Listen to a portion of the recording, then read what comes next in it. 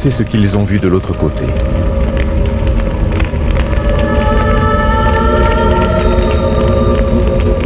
Ceux qui sont allés jusqu'au bord du précipice pour revenir ensuite décrivent leur peur, leur souffrance et des fleuves de feu. Ils parlent des visages hideux des damnés et des plaintes lugubres des âmes égarées.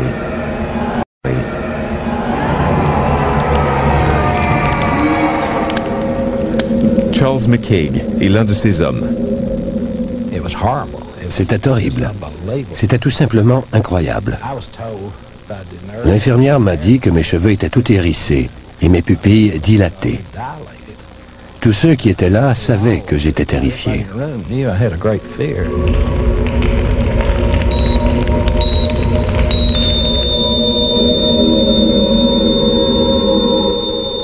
Les descriptions de McCaig et des autres rescapés ont permis au docteur Morris Rawlings, un éminent cardiologue et professeur de médecine à l'université Chattanooga, au Tennessee, d'écrire un livre.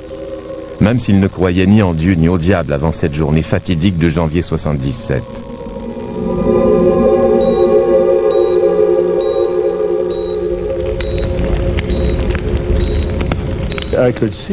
Je voyais bien qu'il s'agissait d'expériences infernales et je sentais la présence de Jésus-Christ ou l'influence d'un esprit divin dans la pièce.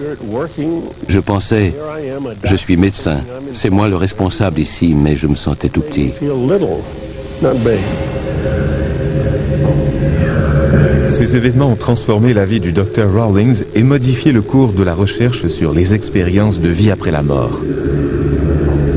Des expériences vécues la plupart du temps par des gens morts sur la table d'opération et qui ont pu être réanimés.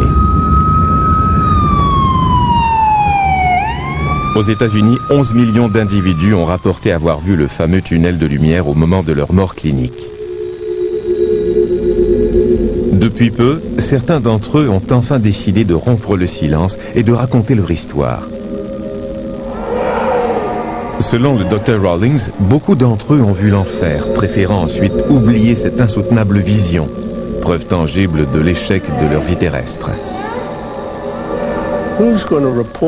Qui va avouer qu'il a complètement raté sa vie?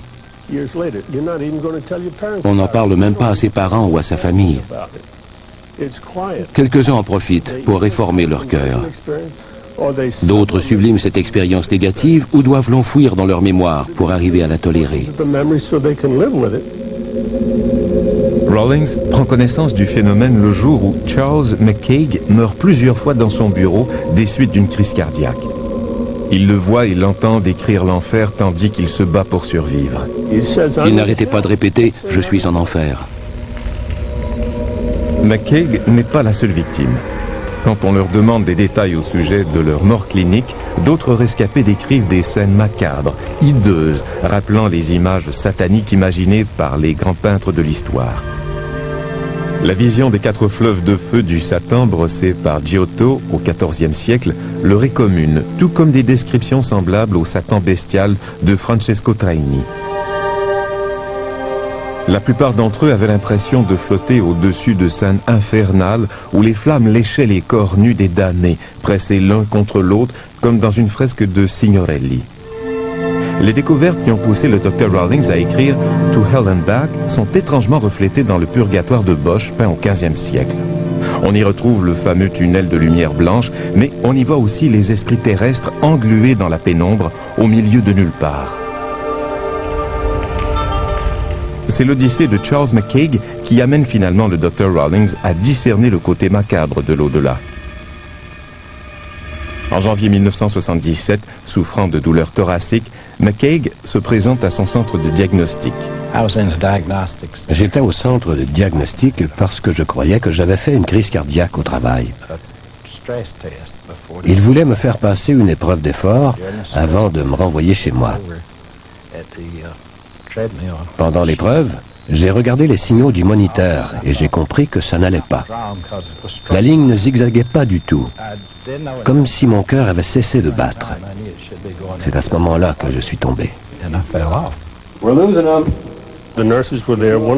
Une des infirmières lui donnait de l'oxygène et une autre a commencé le bouche à bouche pendant que je lui faisais un massage cardiaque. L'équipe a réussi à le réanimer, mais son cœur avait cessé de battre pendant de longues minutes.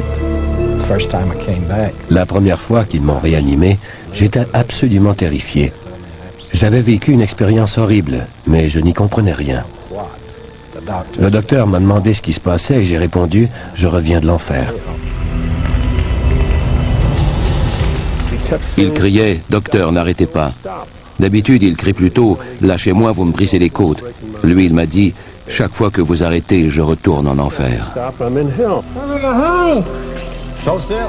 Rawlings et son équipe sont impressionnés par la terrible frayeur de McCaig, une frayeur bien supérieure à celle de tout autre patient. Il se débattait. Il disait voir les feux de l'enfer, des démons, des êtres qui le pourchassaient.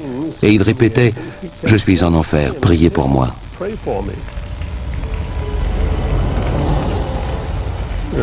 Je massais son cœur et en même temps j'ajustais le stimulateur. Dès que j'arrêtais, ses yeux se révulsaient, il devenait bleu et arrêtait de respirer. Le lendemain, Rawlings tente d'en savoir davantage, mais McCaig a tout oublié. Je n'ai aucun souvenir de mon passage en enfer et je n'en veux pas. La dernière image que j'ai perçue était différente. J'ai vu ma mère qui est morte quand j'avais 10 ou 12 mois. Elle était avec ma belle-mère, morte depuis environ 10 ans. Je ne les ai pas entendus ou touchés ou quoi que ce soit, mais elle me tendait la main comme pour m'accueillir. Cette image semble avoir effacé tout souvenir de son passage en enfer. La raison pour laquelle très peu de patients réanimés in extremis racontent leur séjour en enfer est évidente, selon le Dr Rawlings. Qu'aviez-vous fait pour mériter l'enfer? Un homme, Ron Reagan, a raconté l'incroyable histoire de son voyage en enfer et a révélé pourquoi il méritait ce terrible sort.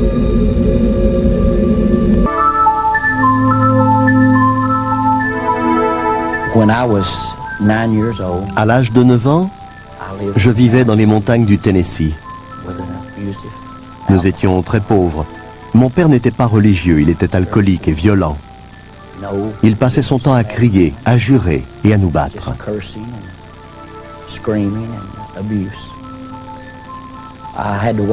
Pour aller à l'école, je devais attraper l'autobus scolaire qui passait à 5 km de chez nous. Un jour, une dame veuve m'a arrêté au passage et m'a dit « J'ai un cadeau pour toi ». C'était un petit agneau. Nous sommes devenus vite inséparables. Le matin, il marchait à mes côtés et l'après-midi, il m'attendait près de l'arrêt d'autobus. Jusqu'à ce qu'un jour, il manque à l'appel. Quand je suis arrivé à la maison, mon père changeait un pneu en jurant. J'ai vu mon agneau en sang à côté de lui. Il l'avait tué avec le cric. Il le lui avait plongé dans le corps. J'avais 9 ans. Je me suis mis à crier. Je me suis sauvé dans les collines en hurlant. Il a tué mon agneau.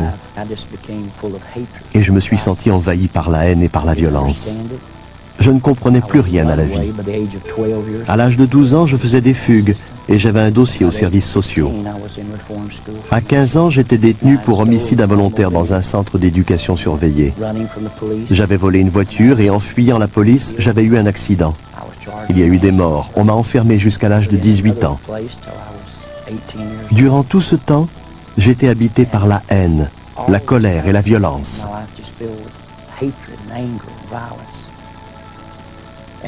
Entre-temps, j'ai tout de même fait la connaissance d'une jeune fille, Hélène. Personne ne voulait de moi à cause de mon caractère violent. Mais elle a perçu un autre aspect de moi. Et en 1964, nous nous sommes mariés. Elle avait 15 ans et moi 17. Nous n'avions pas d'argent, pas de travail, nulle part où habiter. Alors nous sommes partis à l'aventure. Nous dévalisions les débits de boissons et les stations-service en jouant à Bonnie and Clyde, je suppose. Peu après, ma vie sombrait dans la drogue et l'alcool.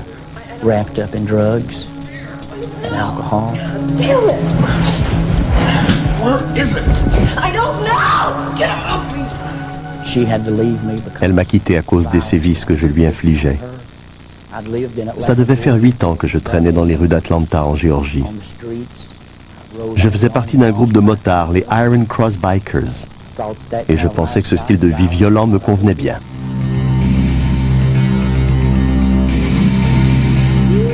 Grandma! Grandma! Come on! Get her this way! Get her this way! Get her this way! Come on! Come on! Yeah, I know. Grandma!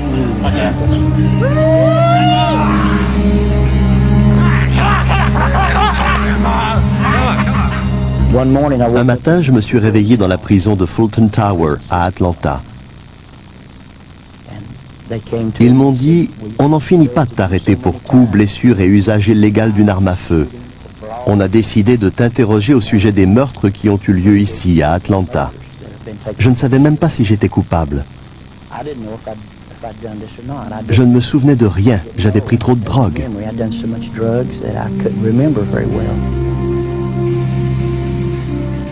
Le lendemain, tandis qu'on l'amène au tribunal, il s'enfuit par une porte dérobée et prend l'autobus jusqu'à Knoxville.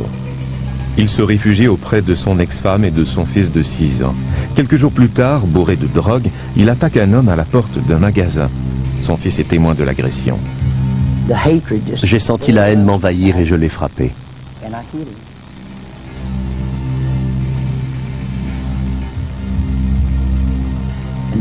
Il s'est relevé en tenant un tesson de bouteille et il s'est mis à me poignarder. J'ai levé mon bras gauche pour me protéger le visage et il m'a atteint au bras, tranchant le biceps, les ligaments et l'artère principale. Ensuite, il a tranché l'artère de ma jambe et le commerçant m'a dit « Il faut aller à l'hôpital tout de suite, vous allez saigner à mort ». Mon fils était là. Il n'avait que 5 ou 6 ans et il était bouleversé.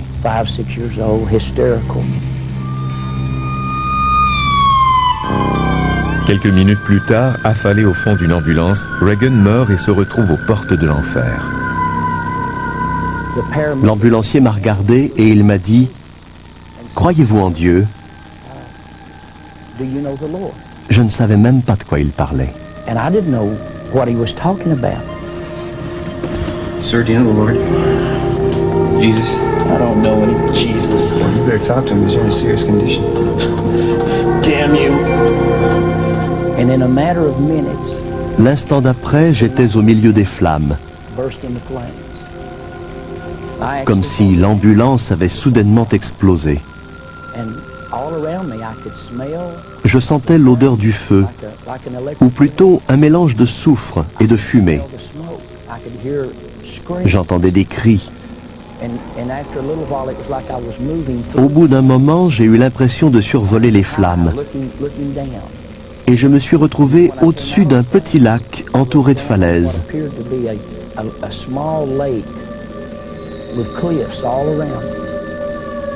Le lac était en flammes et une foule de gens y brûlaient. Ils brûlaient et hurlaient. Tout à coup, leurs visages se sont rapprochés et j'en ai reconnu quelques-uns.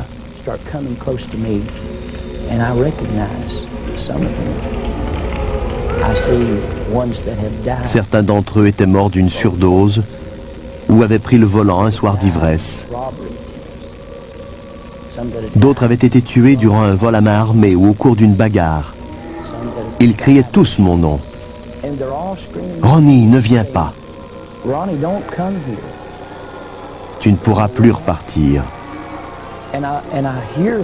Je les entendais, je respirais cette odeur, mais je ne comprenais rien. Je ne connaissais pas encore la peur. Ma vie était remplie de violence et de haine. On m'avait tiré dessus, on m'avait poignardé, mais je n'avais jamais eu peur. À ce moment-là, j'ai sombré dans l'inconscience. Pendant des heures, des jours, des semaines, j'ai été incapable d'oublier cette vision. En sortant de l'hôpital, je me suis saoulé. J'ai pris de la drogue. Mais ça n'a servi à rien. Je n'arrivais pas à oublier. Dès que j'éteignais les lumières, je revoyais cet horrible spectacle.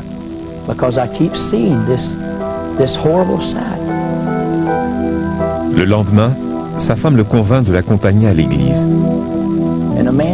Un homme a pris la parole Je ne connais rien à la religion, mais il s'est mis à lire l'Évangile selon Saint Jean, chapitre 1, verset 29.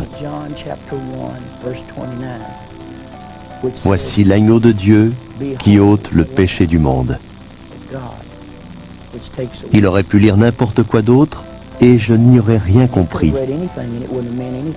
Mais quand il a dit ça, je me suis souvenu de mon agneau. Il a dit, Jésus est l'agneau de Dieu et il est mort pour racheter les péchés de l'humanité et nous sauver de l'enfer. Il s'est mis à décrire l'enfer et je me suis dit, c'est ce que j'ai vu. Quelqu'un m'explique enfin ma vision. On ne m'avait pas appris à prier. J'étais impie.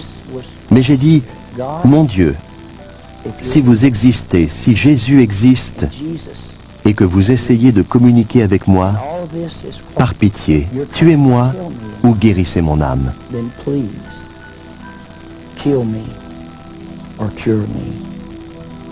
Je ne peux plus vivre comme ça.